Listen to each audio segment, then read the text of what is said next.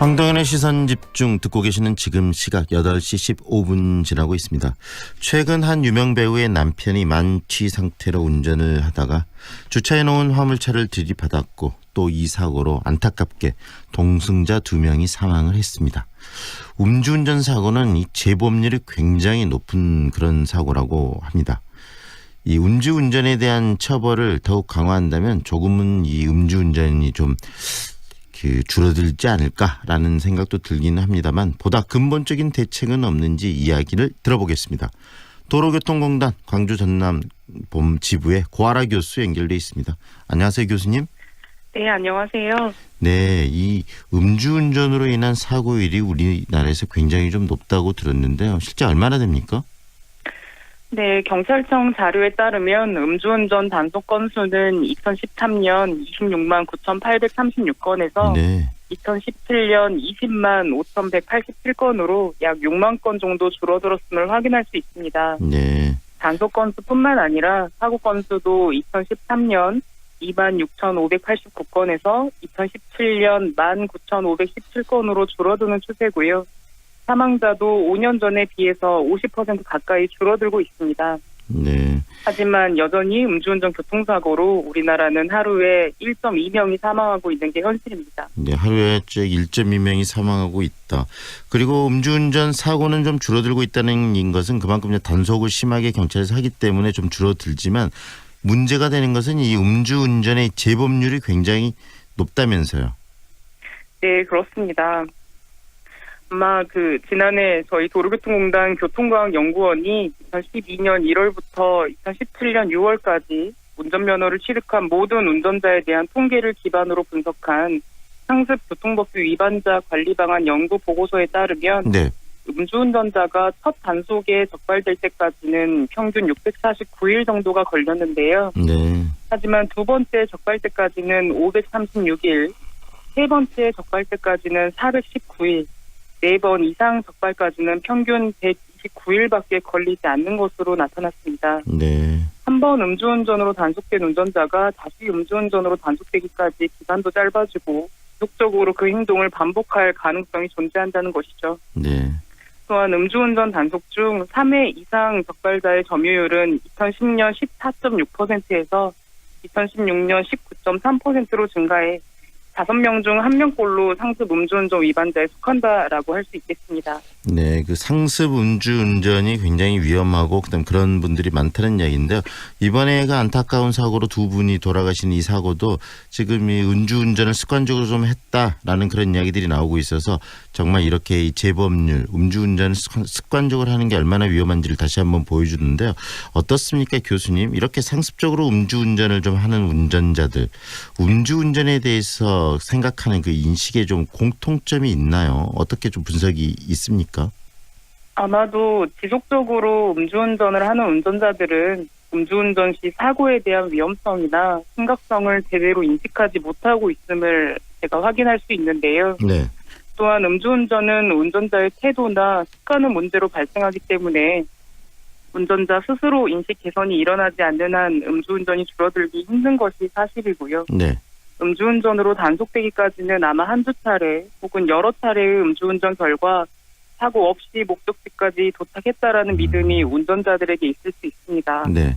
그러나 반복되는 음주운전은 결국 음주운전 사망사고로 이어진다는 것을 분명히 아셔야겠습니다. 네, 정말 음주운전으로 인한 사고 때문에 하루에 1명 이상이 계속 사망하고 있다는 건 정말 안타깝고도 슬픈 일이 아닐까 싶은데요.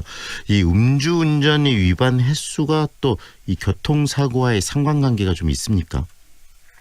네, 저희 도로교통공단 연구에 따르면 음주운전자와 그렇지 않은 운전자들이 다른 교통법규를 위반하는 경향을 비교한 연구가 있어요. 네.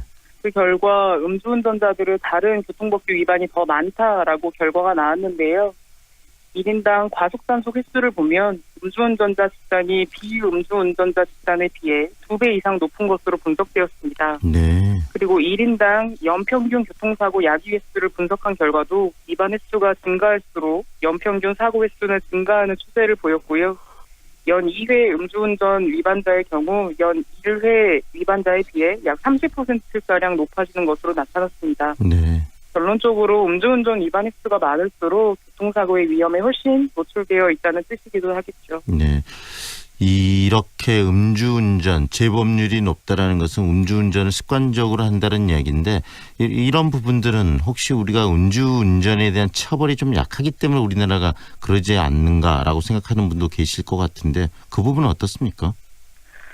네, 음주운전으로 단속이 되거나 사고가 나면 혈중 알코올 농도 수치에 따라서 처벌이 달라지게 됩니다. 네. 음주운전 1회에서 2회는 혈중 알코올 농도 0.05% 이상, 0.1% 미만일 경우 면허는 정지 100일의 행정처분이 이루어지고요. 6개월 이하의 징역 또는 300만 원 이하의 벌금형에 처하게 됩니다. 혈중 알코올 농도 0.1% 이상, 0.2% 미만일 경우에는 면허는 취소되고요. 결격 기간은 1년, 형사처분은 6개월에서 1년 이하의 징역 또는 300만 원 이상 500만 원 이하의 벌금형에 처하게 됩니다. 네. 마지막으로 혈중 알코올 농도 0.2% 이상은 1년 이상 3년 이하의 징역 또는 500만 원 이상 1천만 원 이하의 벌금형에 처하게 되는데요. 네. 실상 음주운전으로 단속되어 받는 형사처벌이 현재는 1회 단속이나 2회 단속된 운전자가 비슷하게 처벌되고 있다라고 할 수 있겠습니다. 네. 그래서 재범률이 좀 더 높을 수도 있겠네요. 그 1회, 그다음에 2회 이렇게 저기 두 번 이렇게 상습적으로 단속이 됐을 경우에 그런 부분을 더 굉장히 높일 필요도 좀 있지 않을까 싶은데 그런 부분은 어떻게 보세요? 네, 아마 1회 단속된 운전자나 2회 단속된 운전자의 행정처분이나 형사처분이 그렇게 크게 차이가 나지 않기 때문에 아마 이 부분이 조금 차이가 있다면 상습 운전자의 재범률도 조금 떨어질 수 있지 않을까라는 생각이 제 개인적인 판단이긴 합니다. 네. 다른 나라와 비교했을 때는 이런 그 음주운전의 처벌 기준들은 어떻습니까? 우리나라와 달리 프랑스 같은 경우에는 혈중 알코올 농도 0.8g 이상 또는 호흡 알코올 농도 0.4mg 이상 음주운전을 5년 이내에 2번 행하였을 경우 재범이라고 하는데요. 네. 음주운전 재범자의 운전면허는 자동으로 취소되고 판사에 의해서 9,000유로 이하의 벌금, 4년 이하의 구금형 이외의 교육 등의 처벌 등을 받고 처벌 수위가 초범보다 높다고 할 수 있습니다. 네. 또한 면허를 재취득 시에는 5년 이하의 시동 잠금 장치 장착 의무가 부과됩니다. 또 영국 같은 경우에는 10년 내 2회 이상 음주운전을 위반하였거나 0.2% 이상과 같은 높은 혈중 알코올 농도로 음주운전을 위반한 경우와 음주 측정을 거부한 경우에는 면허 자격 박탈이 되고요. 그 기간이 끝난 후에도 자동으로 면허가 반환되지 않고 국가에서 지정한 의료기관에서 의료검사를 통과해야 하는 제도가 있습니다. 네. 그런 부분들 외국에서도 이 음주에 대해서 굉장히 좀 엄격하게 외국들은 지금 뭐 그 처벌이나 이런 것들을 하고 있는데 전체적으로 사회 분위기가 이러한 처벌들을 좀 강화하는 쪽으로 가고 있는 것도 사실 아니겠습니까? 네, 그렇습니다. 예전부터 음주운전 처벌을 강화해야 한다는 의견은 많이 있어 왔는데요. 상습 음주운전의 경우에는 알코올 중독이나 의존에 대한 평가가 중요하다고 생각합니다. 운전면허 취소 후 재취득 과정에서 치료 프로그램 이수나 의사의 소견서 등이 첨부돼서 면허를 재취득할 수 있는 행정적인 관리가 필요할 것으로 보이고요. 네. 현재는 삼진아웃으로 면허가 취소되더라도 2년의 결격 기간을 부과하는데 현행은 운전면허 취소 시 결격 기간을 강화하는 것도 하나의 방법일 수 있습니다. 네. 또한 상습 음주운전 운전자에게는 운전면허 결격 기간이 종료한 후에도 음주운전 시동 잠금 장치 등을 설치하게 하는 보완 처분의 성격 그 제도를 도입해서 네. 음주를 한 후에는 운전하는 것을 원천적으로 차단할 수 있는 방안도 하나의 대안일 수 있겠습니다. 네, 결국은 또 이런 제도적인 시스템을 좀 더 보완하고 강화하는 것도 중요하고요. 모두에서도 좀 교수님이 이야기를 하셨지만 운전자들 스스로 이 술을 가까이 하거나 술을 먹었을 때는 절대 운전대를 잡지 않겠다라는 인식, 강력한 그 본인의 생각을 갖는 것, 그것이 굉장히 중요할 것 같아요. 네, 그렇습니다. 본인의 태도나 습관에 따라서 달려있는 좌지우지하는 가장 큰 게 바로 이 음주운전입니다. 네, 오늘은 여기까지 듣겠습니다. 오늘 말씀 잘 들었습니다. 네, 감사합니다. 도로교통공단 광주 전남지회 고아라 교수와 지금까지 함께했습니다.